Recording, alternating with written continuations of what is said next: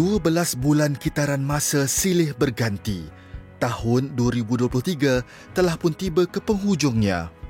Bagaikan perakam waktu yang setia, dokumentari Majalah 3 menjadi arsip kepada momen-momen yang membentuk sejarah dalam kehidupan rakyat Malaysia.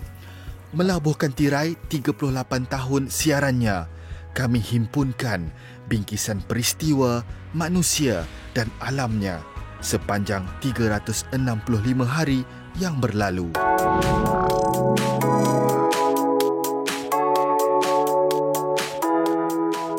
Landak raya atau dalam bahasa Inggerisnya Malayan porcupine ialah haiwan bulu berduri yang wujud di Malaysia. Nama saintifiknya Hystrix brachyura.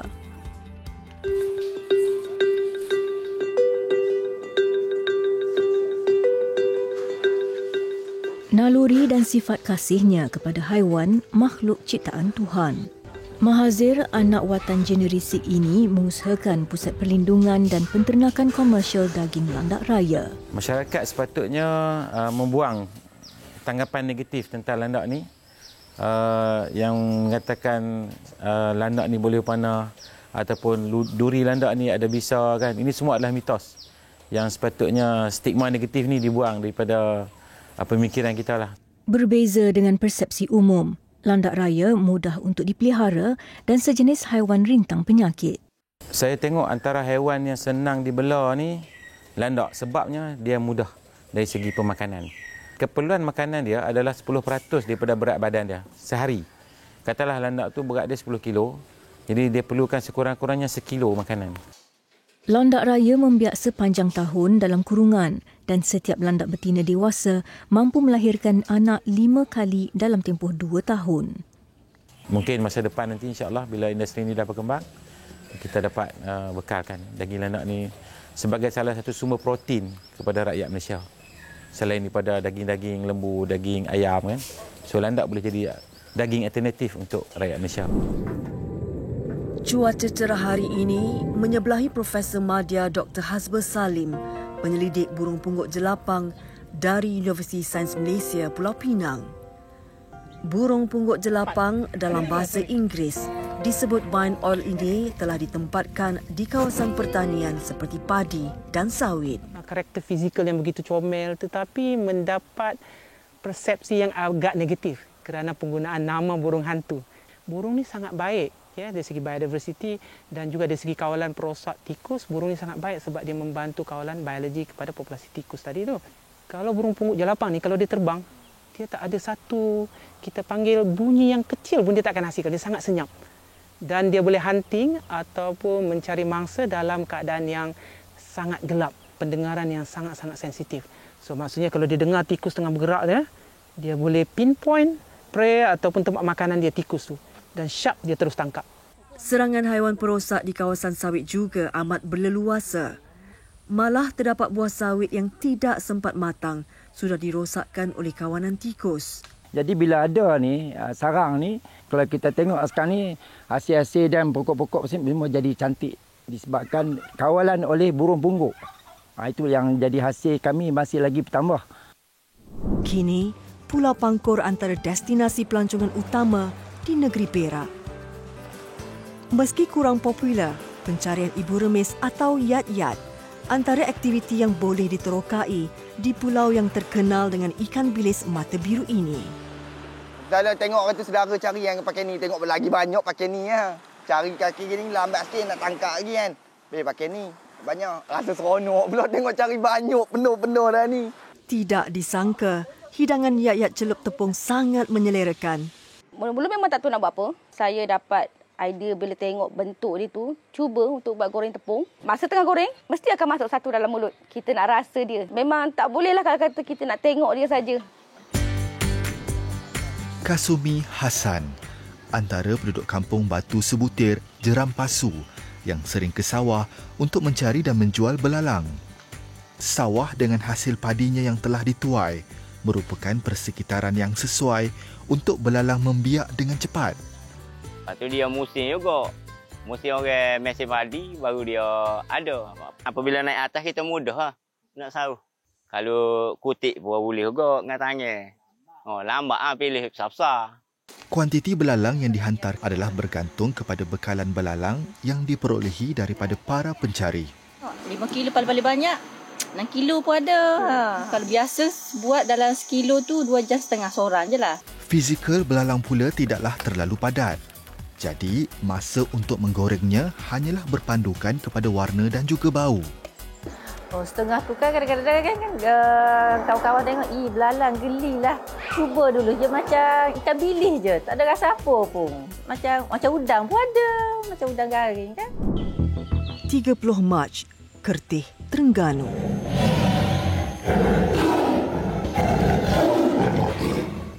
Sejak tahun lalu, penduduk tempatan hidup dalam kegelisahan dengan gangguan pak belang. Dalam kes di kampung ini, tim Perkhidmatan Negeri Terengganu dan pakar harimau perkhidmatan dari Pusat Menyelamat Hidupan Liar Kebangsaan NWRC Sungai Perak telah berkampung di sini sejak tahun 2021. Suatu operasi yang panjang dan lama.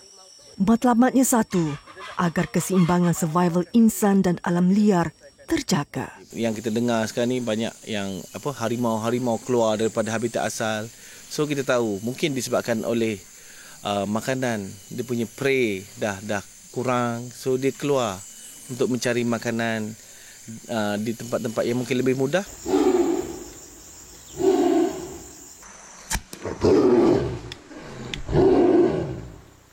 Sekarang ni saya nak cuci luka dia untuk bersih semua sebelum kita bawa untuk rawatan lanjut dekat NWRC nantilah. Mek Blau akan dirujuk ke pakar veterina yang mempunyai peralatan perubatan lebih canggih untuk rawatan susulan. Kira beruang liar adalah sangat bahaya sebab beruang ni dia punya kekuatan boleh kata 10 kali ganda pada lelaki. Kalau kata sekali dia terkam, gigit, memang ada risiko untuk kematian lah. Memandangkan harimau kumbang ini dalam keadaan sihat, ia terus dilepaskan ke belantara. Sekarang jam 8.30 malam, pihak perkhidmatan dalam proses untuk membuat pelepasan harimau kumbang yang masuk dalam perangkap tadi. Wajah berwarna merah dan berekor pendek menjadi identiti istimewa buat beruk kentoy atau nama saintifiknya Macaca arctoides. Di Malaysia, spesies ini hanya ditemui di hutan sekitar Wang Kelian. Malangnya, kewujudan populasi haiwan bergayut ini diancam kepupusan. Setiap apa yang wujud di bumi ini ada function dia lah bagi saya. Buruk kentoy pun ada function dia. Misi utama hari ini untuk menjejak laluan beruk kentoy dan merakam jumlah populasi keluarga beruk di habitat ini. Berbeza dengan primat yang lain, beruk kentoy banyak menghabiskan masa di atas tanah untuk mencari makanan. Hasil rakaman gelagat beruk kentoy yang diperolehi dari lensa perangkap kamera seolah satu hadiah yang memberikan kepuasan kepada Syamil dan kumpulannya. Kalau tengok pusat konservasi hidupan liar secara tertutup. Tapi sini kita buat secara terbuka. So kita biarkan dia bebas berkeliaran. Tapi dalam masa sama kita akan pantau lah setiap masa. Syamil, Peter dan Zulkifli antara individu yang memperjuangkan nasib beruk kentoy dari ambang kepupusan. Bila pupus, kita boleh serta kat anak-anak. Nanti bila dah tua, ataupun cucu kita atuk dulu dah pernah jumpa buruk kentoy. Tapi bila anak-anak, cucu cicit kita nak tengok, tak ada. Saya tak mahu itu. Akaun kambing yang aneh memaparkan aksi spontan haiwan ternakan ini di sulam komentar lucu bersahaja Azroy menjadikan videonya mencuit hati. Lebih 200 ekor kambing diberi gelaran nama manusia. Lebih menarik, bagi kambing betina, nama mereka bermula dengan Siti Nur dan berakhir dengan Wati. Ini kisah unik. Usaha ternakan kambing bertukar menjadi sketsa kehidupan dengan panggilan nama-nama manusia. Dayah tepi dah dayah. Hoi, orang nak tengok kau sini juga nak masuk. Asalnya sebenarnya kambing ni saya bela memang untuk kita jual. Tapi oleh kerana kita telah dikenali di media sosial, so jadi mereka ni semua ada follower masing-masing. So jadi dengan itu kambing-kambing yang ada dekat sini daripada kambing untuk disembelih telah bertukar menjadi kambing peliharaan. Tengok ni, nama dia Wasim. Wasim ni dia ada nama gelaran. Nama dia Siropol sebab dia suka macam ni, gigit-gigit. Ni bukti dia. Tengok dah koyak. Bila kita main dengan kambing, sebenarnya dia ada satu connection antara kita manusia dan juga kambing ni. So, kita tak dapat nak describe macam mana kita punya ketenangan ataupun healing yang kita dapat. So, kita ada satu, orang kata, terapi yang tersendiri antara saya dan kambing dekat sini. Kenapa?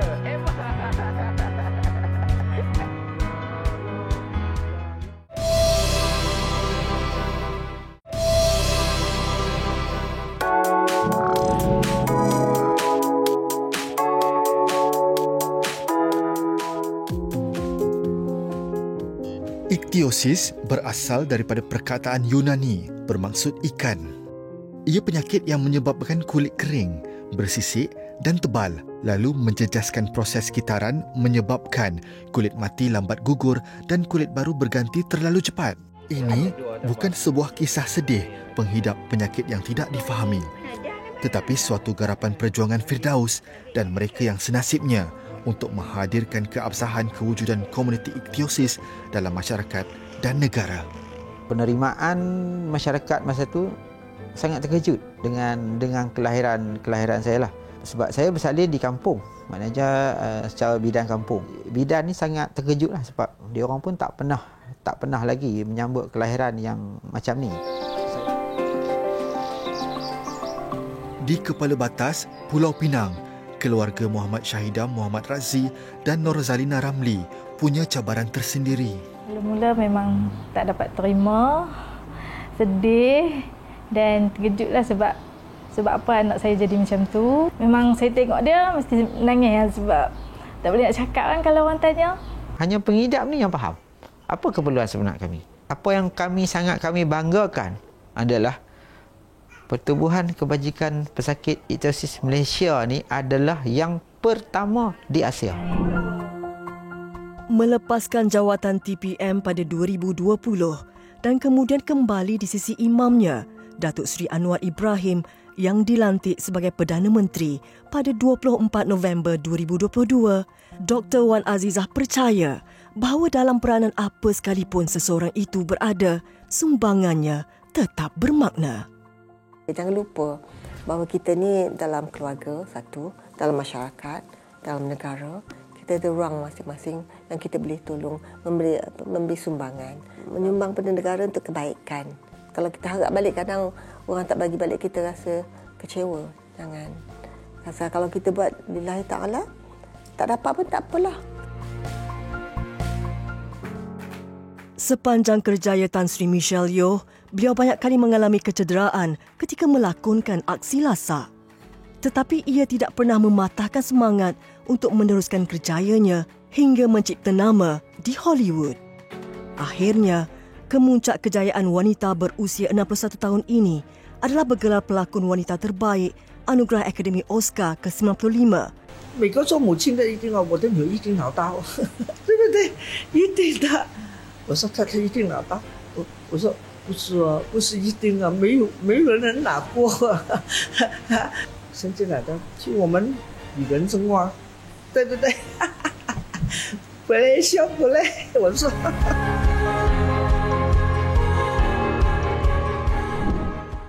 Dengan jumlah kes-kes kesihatan tinggi, tidak hairanlah Hospital Kuala Lumpur dinobat sebagai pusat rujukan perubatan negara.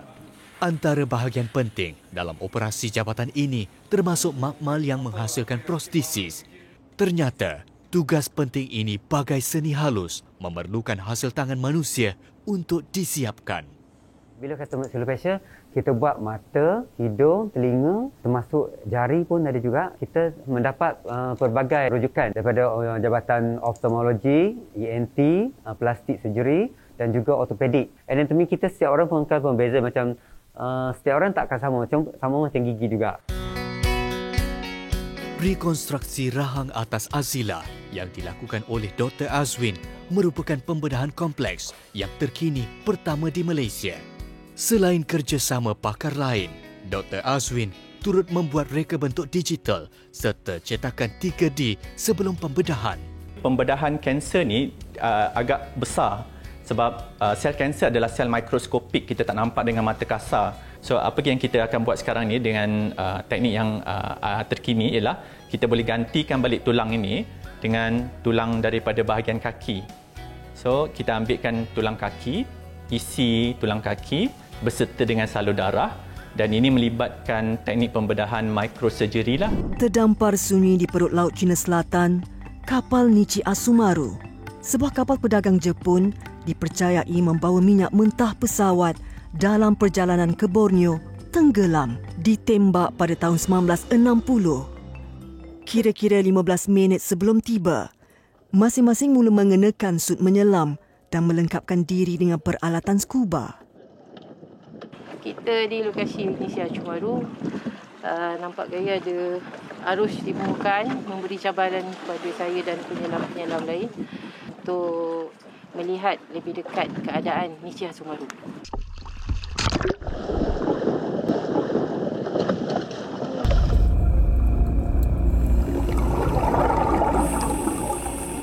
Mereka mula menyelam ke tapak lokasi Nichi. Sungguh pun had penglihatan di bawah air hanya berada pada jarak 5 meter. Khas bagaikan sudah biasa melaluinya. So far dia paling selamat untuk for diver, newbie, diver datang untuk tengok kapal tu masih berada di posisi yang sama. Tak pernah dialihkan, tak pernah dijarah oleh sesiapa pun.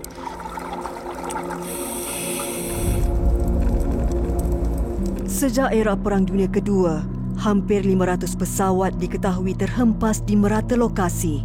Ada antara bangkainya yang masih boleh dijejaki sehingga ke hari ini. Di lereng Banjaran Titiwangsa sekitar Pahang, ada misi penting yang harus diselesaikan oleh sekumpulan penjejak ini. Serpihan yang ditemui ternyata sebahagian dari bangkai helikopter Bristol Sycamore. Banyak bahan, artifak, relik semua masih lagi tersorok, tersimpan dalam hutan ataupun dalam sungai ataupun dalam laut. Jadi untuk kita keluarkan semula benda tu, kita kena mengembara. Bukan semua orang mampu untuk meredah banjaran, turun naik gunung, terjun ke laut, tengok di dasar laut apa yang ada kan. Tepat jam 2.45 petang, kami berjaya tiba di destinasi. Sampai. Sampai dah. Penat lelah sepanjang perjalanan seakan-akan hilang dibawa pergi oleh keterujaan ketika bertemu dengan artifak ini. Bila adanya sejarah-sejarah tinggalan macam ni, janganlah diambil, jangan dicuri kan, biarkan dia macam ni supaya ianya boleh jadi iktibarlah untuk anak cucu kita dan untuk generasi yang akan datang. Kampung Sekayu, Kuala Berang. Aktiviti pertanian dan perhutanan pekerjaan utama buat rata-rata penduduk di sini. Pada awal usia 25 tahun, aktiviti memanjat pokok dilakukan demi mengisi perut anak-anaknya. Kini bagi Tok Minah, ia adalah satu hobi yang paling dinanti-nantikan. Pokok duku yang ditanam Tok Minah sejak 30 tahun lalu masih utuh memberi bakti kepadanya sehingga kini. Tidak seperti sesetengah buah yang lain, cara untuk memetik duku sedikit cerewet. Naik dah payah susah sekali. Nak turun tu senang. Dia terus gelosor. Naik panjat tu orang susah. Dulu-dulu masa kita muda, badan kita ringan dan ni orang tua dah berat dah badan kita ni. Payah nak naik. Tok Minah akan melakukan aktiviti ini pada waktu petang apabila duku sudah kering dari embun. Buah yang masih basah mudah pecah dan tidak tahan lama. Tak boleh tengok orang panjat. Bahasa nak memanjat lah dia. Dia ada perasaan tahu. Jadi suka ya kita naik tu.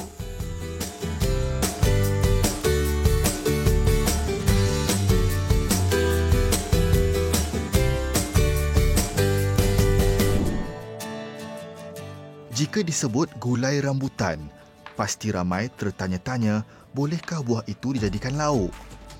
Begitu juga dengan 2 orang anak Aisyah, Fatin dan Sofia. Mereka juga tidak pernah merasa resepi unik itu. Kepulangan mereka pada cuti hujung minggu kali ini memberi pengalaman baharu untuk mempelajari resepi tradisi yang jarang dijumpai.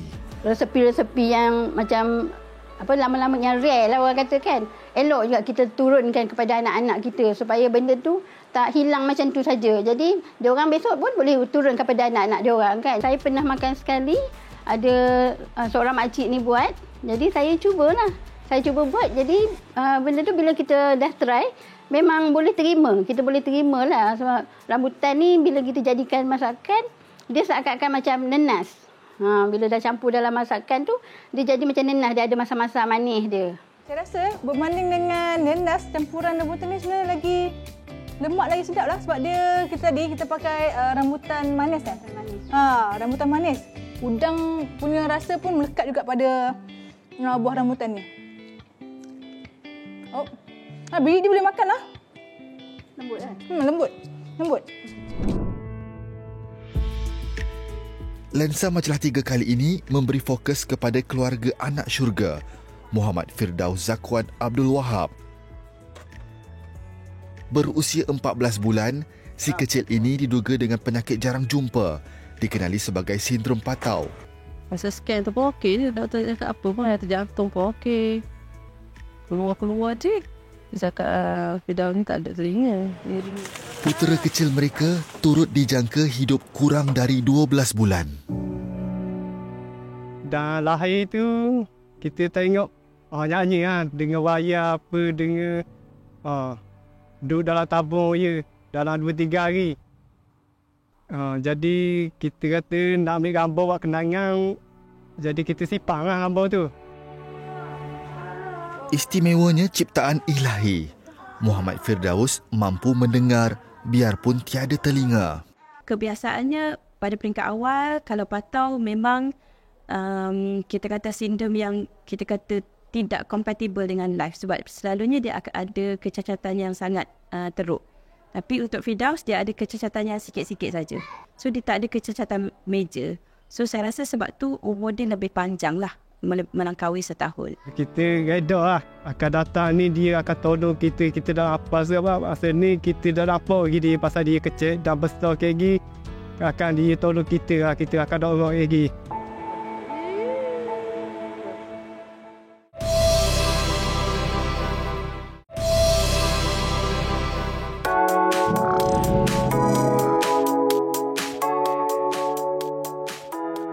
Negara di barat Laut Asia yang bersempadan dengan Syria dan Israel ini kembali lumpuh pada tahun 2006 apabila konflik kumpulan Hezbollah dan Israel meletus. Banyak nyawa terkorban dan Lebanon mengalami kemusnahan teruk. Angkatan Tentera Malaysia ATM telah diberi kepercayaan menyertai misi UNIFIL sejak 17 tahun lalu dan sewaktu Majalah 3 mengunjungi Lebanon, Batalion Malaysia yang berada di sini dalam proses pertukaran dari Malbat 8509 ke Malbat 85010. Macam Malbat, dia spesifik area di kawasan tanggungjawab yang telah diberikan seluas 288 KTJ dan melibatkan 48 municipality dan kontijen-kontijen lain pun melaksanakan pengoperasian pengaman spesifik kepada tugas masing-masing. Ketika penggambaran Majalah 3 di sini, kami turut menyaksikan latihan menyuraikan rusuhan oleh elemen Batalion Mobile Reserve BMR Malbat.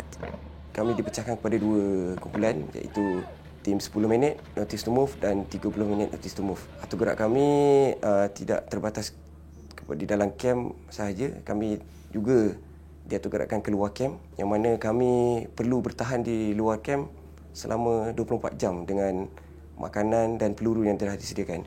Pada April tahun 2022, mereka berdepan dengan situasi yang mencemaskan.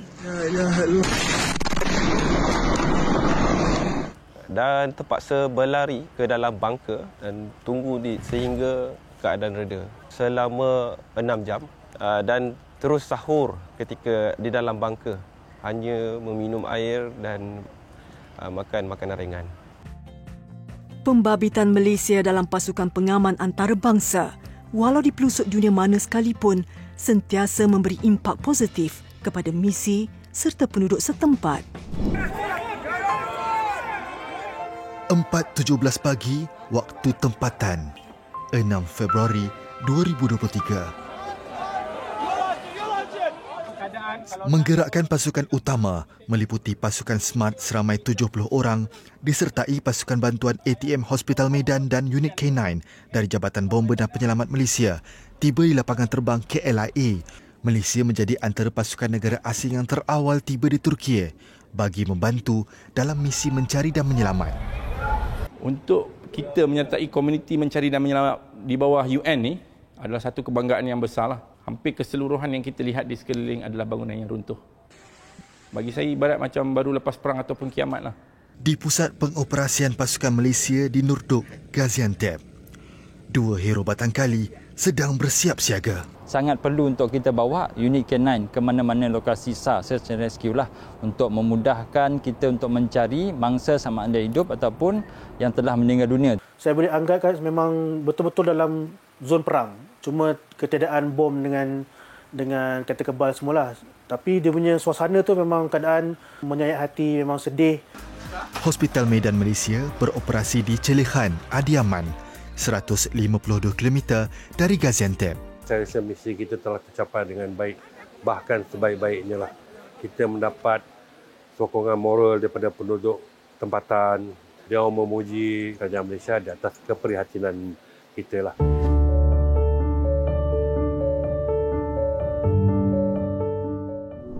Sejak dinaik taraf menjadi pula buatan pada awal tahun 80-an, terumbu layang-layang mula dijadikan penempatan tentera. Stesen 5 TLDM merupakan stesen terbesar di Kepulauan Spratly dan berperanan sebagai stesen induk kepada stesen-stesen lain. Stesen 5 kini dioperasikan oleh 34 anggota dan 2 pegawai. Worker stesen ke stesen bertindak bersedia menghadapi ancaman permukaan dari arah selatan. Latihan penembakan atas permukaan menggunakan meriam 40-70mm memberi impak yang tinggi dalam mengkoordinasi, melatih dan meningkatkan tahap kompetensi anggota. Meriam serbaguna buatan Sweden ini mampu melepaskan tembakan pada kadar 300 pusingan seminit.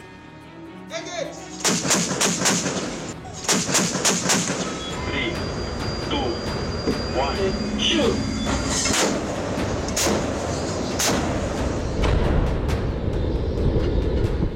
Kita sedia bertugas di sana 24 jam dengan rondaan laut dan juga pengawasan udara. Di samping rondaan dan pengawasan udara ini, kita sering kali melaksanakan beberapa siri exercise, latihan untuk menunjukkan kehadiran dan memperkukuhkan bahawa ini adalah kawasan kita dan ini adalah perairan yang perlu kita jaga. Namun pada jam antara 2.49 ke 2.50 petang, N28JV terhempas di persiaran Elmina, Shah Alam, Selangor. Daripada pengamatan awal, pesawat tersebut telah melencong ke tepi daripada flight path. Bodi yang dijumpa, bodi yang lengkap ada satu, yang tak lengkap tu almost 9 dah. Kita boleh cakap bahawa kita telah pun mengesan atau menyebabkan 10 bodi.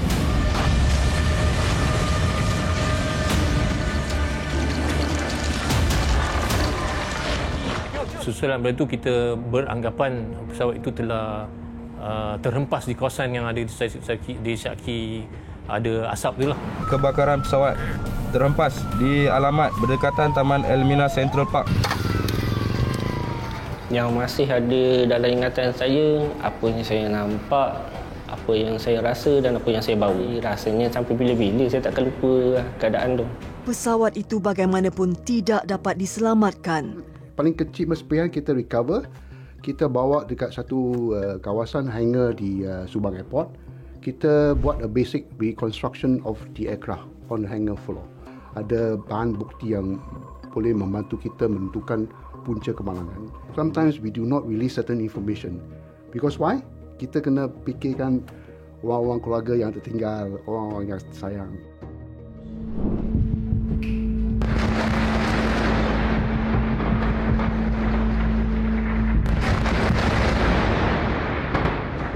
Selepas 48 hari, buat pertama kali sunyi tanpa ledakan bom, bedilan artileri mahupun serangan roket.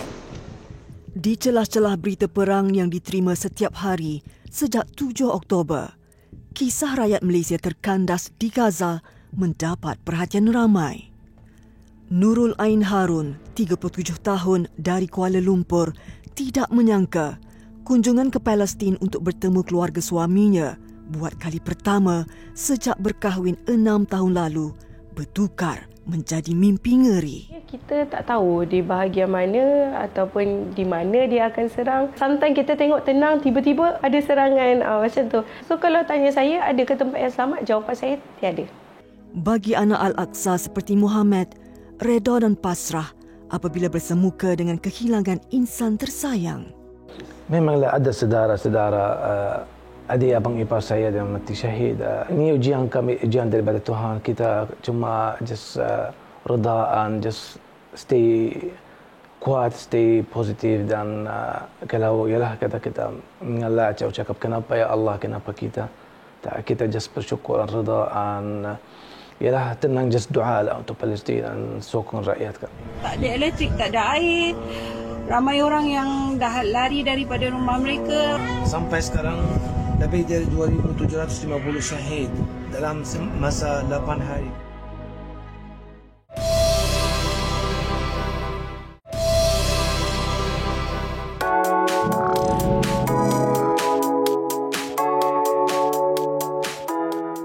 Pameran antarabangsa Era Angkasa dan Maritim Langkawi 523 kini kembali untuk siri yang ke-16. Latihan awal telah dilakukan sebelumnya.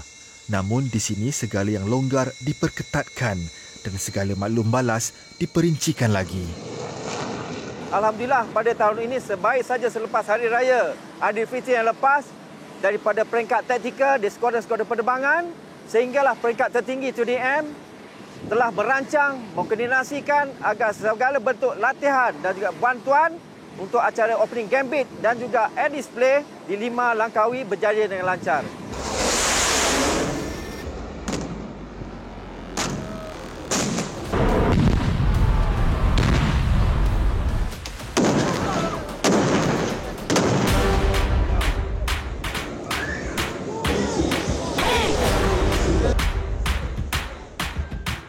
Dengan ini, secara rasminya, segmen Maritim 5 2023 dilancarkan. Saya meletakkan konsep wow. Kita bukan meletakkan satu posisi A, B, kena ikut, tidak. Kita meletakkan konsep, saya katakan Hollywood konsep, iaitu cepat, pantas dan impact dari situ. Apabila kita berancang kapal-kapal untuk free review ni, kita cuba cari kawasan yang sesuai mengikut saiznya dan kita akan aturkan mereka sebagaimana memenuhi keperluan dari segi aspek diplomasi tersebut. Rindu, memang kami rindu. Rakyat Malaysia rindu sebenarnya. Last 2019 and then a few years tak ada apa-apa, 5 di Langkawi. Now we are back. Basically memang sangat-sangat membanggakan dan seronok lah. Bukan saja untuk kita yang dah dewasa ni, tapi mereka ini yang muda ni, pelapis generasi akan datang.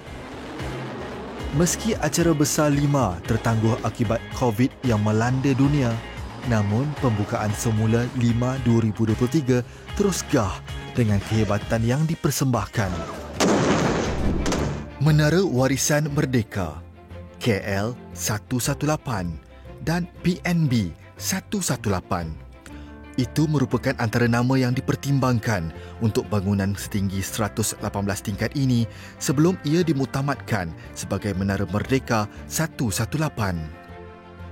Dengan ketinggian keseluruhan setinggi 678.9 meter atau 2,227 kaki, menara ini bakal menempatkan ruangan pejabat, kediaman hotel dan juga komersial. Pembinaan menara yang bermula sejak tahun 2016 kini berada di fasa akhir dengan status peratusan keseluruhan sebanyak 97%.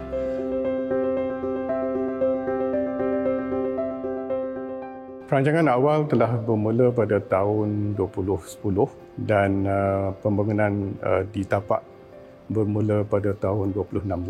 Kita dah melalui ke fasa pembinaan lebih kurang 6 tahun sehingga sekarang. Salah satu ciri jelas kelihatan dalam pembangunan menara ini ialah puncak menara ataupun spire yang diinspirasikan daripada figura Tunku Abdul Rahman ketika melaungkan perkataan merdeka ketika hari pengisytiharan. Tersergam indah memantulkan sinaran matahari, fasa pemasangan panel fasad kaca kini telah selesai sepenuhnya. Untuk mendapatkan ketinggian unik Merdeka 118, reka bentuk dan penghasilannya juga menarik. Because we had the experience before, we know how this was done at Taipei 101 and Burj Khalifa, and we can apply with a similar concept at Merdeka 109, which has the tallest spire in the world.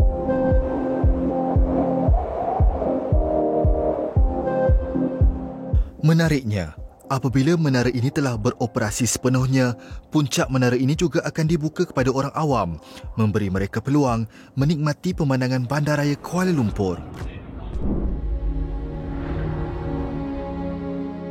Kembara kenali Borneo, misi penjelajahan diraja ke Malaysia Timur merentasi laluan projek lebuh raya Pen Borneo sejauh lebih 2,300 kilometer. Hari ini, impian baginda terlaksana. 25 konvoi kenderaan merentasi lebuh raya Pen Borneo melalui bandar, kampung dan desa, negeri di bawah bayu dan bumi kenyalang. Idea ni muncul basically about hujung tahun lepas lah. Apabila tuanku melihat dan mendengar bahawa Pen Borneo ni basically boleh dia lalui oleh kereta. Melestarikan lah nak pergi tengok jalan tu. Pada pendapat rakyat Malaysia, sesuatu yang begitu besar sekali sambutan yang diberi di Sabah dan Sarawak. Sedari awal pagi, penduduk Sarawak dari serata daerah Miri sudah pun tiba bagi tidak ketinggalan menyambut ketibaan Yang di-Pertuan Agong Al-Sultan Abdullah dan Raja Pemaisuri Agong Tunku Azizah. Salat Tuanku! Salat Tuanku! Daripada Tawau sehinggalah ke Sarawak. Apabila masuk Sarawak, mereka akan do the best. Kembara ni satu-satu yang bagus yang boleh mendekatkan institusi raja dengan rakyat. Di mana rakyat boleh dapat mengenali, oh begini rupanya raja kita. Oh begini rupanya dia cakap kita. Sampai as you know, banyak orang panggil Gonggong, Datuk Agong, Datin. Jadi benda-benda ni it gives spice, menambahkan lagi keseronokan kembara. Sambutan yang diberikan kepada keluarga saya dan rombongan saya begitu hebat sekali. Sejarah bagi saya, keluarga, dan sudah tentu akan jadi satu kenangan manis buat selama-lamanya. Lebih 20 km dari Pekan, Majalah 3 menelusuri hutan simpan kekal di Lembah Nenggiri. Usaha cari gali sekian lama, bumi akhirnya mendedahkan hazarah lampau, melakar sejarah baharu di Malaysia. Berminggu menggali kawasan Gua Keledung Besar sebelum harta karun dijumpai. Rangka manusia 14,000 tahun. Rupanya masih sempurna, lena tanpa diganggu peredaran zaman. Jumpaan rangka tertua Malaysia, Perak Man, pada tahun 1991 di Lenggong Perak, kini diatasi lebih 3,000 tahun lebih awal. Di Lembah Nenggiri ni apa yang kita jumpa adalah kebudayaan zaman pra-Neolitik. Dari segi jumpaan tersebut memang dia istimewa sebabnya ini adalah rangka manusia prasejarah dalam kedudukan melipat sepenuhnya lah, yang jarang dijumpai di kawasan di semenanjung Malaysia ni. Dan yang spesialnya dia masih dalam keadaan lengkap. Jasad dan tulang belulang wanita berusia 14,000 tahun ini yang telah melalui fasa perubahan alam dan peradaban buat kali pertama dikeluarkan dari tempat persemadiannya.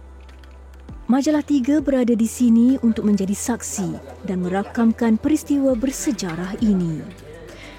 Dari sini, wanita Nenggiri akan dibawa ke tempat yang asing dan jauh dari zamannya, ke makmal di ibu negara. Dari Lembah Nenggiri, lensa juru kamera kami merakam perjalanan satu lagi kumpulan ahli arkeologi. Dianggarkan berusia 1,200 tahun, Penemuan candi ini mencetuskan keterujaan dalam kalangan mereka yang berminat dengan kajian ketamadunan. Kebanyakan tapak-tapak arkeologi yang wujud di Lembah Bujang, dia berasosiasi dengan tapak-tapak ekonomi. Contohnya di kawasan Sungai Bujang, kita ada jumpa banyak candi dan dia berasosiasi dengan tapak-tapak perdagangan. Dekat kompleks arkeologi Sungai Batu, kita ada jumpa tapak candi Buddha dekat sana.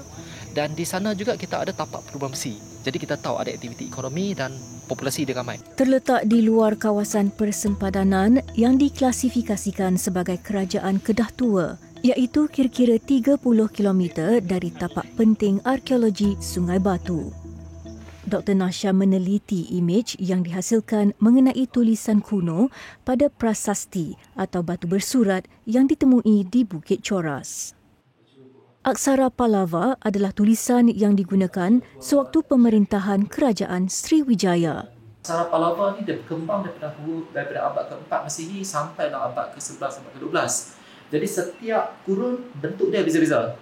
So berdasarkan bentuk aksara tu kita dapat tentukan usia batu bersurat tu dan secara tuntasnya usia tapak candi tu. Berdasarkan kepada batu bersurat ni sekitar 1200 tahun. Kepelbagaian masyarakat Malaysia punya serba macam rahsia yang menanti untuk dirungkai. Tampilnya 2024, Majalah 3 melangkah ke tahun baharu, terus setia merakam dan memaparkan kisah inspirasi, kebanggaan dan degup nadi rakyat di negara tercinta. Buat penonton Majalah 3, selamat tahun baharu 2024.